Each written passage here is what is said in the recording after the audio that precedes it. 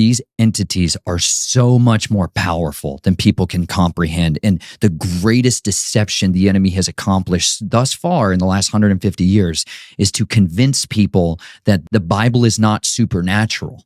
They have raped our scriptures of all the supernatural elements in there. Like in Isaiah 13, when you pick up a scripture today, a Bible today, and it says, ostriches are going to dwell there, and hairy, shaggy goats are going to dwell there. They took away the word satyr. They don't want people to know about Pan and the Baphomet and Azazel. They don't want his identity known. They don't want people to think that there's an actual hierarchical structure to these entities. They have names and characters and temples and priests. And they give us the ostrich instead of the siren. They take away the mermaid-looking creature with serpentine legs coming out of her rear end. That's a kidnap. That's her. And they don't want people to understand that's what dwells in these places. That's what's in these waters of these lakes. I could throw my blades in water and she would bring them back to me. Really? That's what she offers. She offers mystically charged magical weapons to warriors. That's the whole Merlin myth.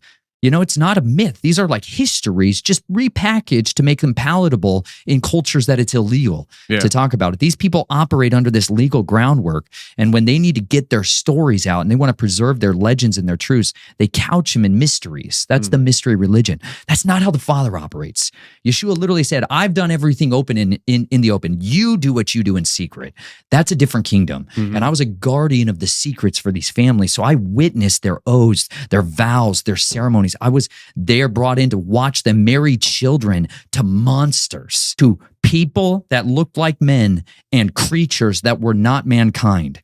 I had to bear witness to these atrocities. I had to see people I loved in their pubescent bloom be ravaged, and then watch people take skull cups, the top head of a skull, catch that blood and drink it. That's the filth these people are engaging in. It's not just some kind of abominations. The scriptures are explicit about this stuff for a reason. It's shameful to talk about these things.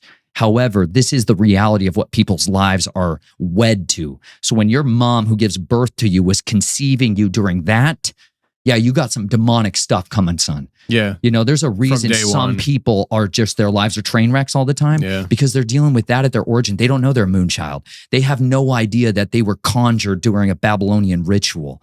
But that stuff carries on, and then they have children who have children. And if you look at the branches of that tree behind me, it doesn't take long until you have a lot of ancestors. And that iniquity feeds like an IV line, like the circulatory system, back to the devil, the dragon himself.